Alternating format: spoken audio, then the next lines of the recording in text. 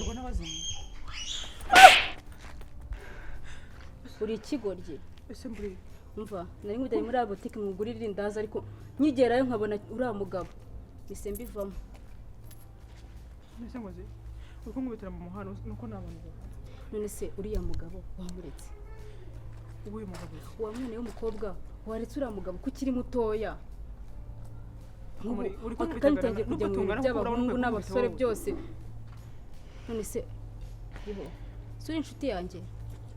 inshuti yanjye kuba n'inshuti yawe bwakunsuzuguka ngukira mu nzira nureba ubuzima ubayemo reba uri imfubyi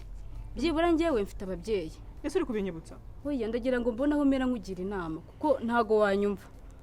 reba uriya muhungu ukora muri kariya kabotike yaratuvuye gusa ko arwaye sida muri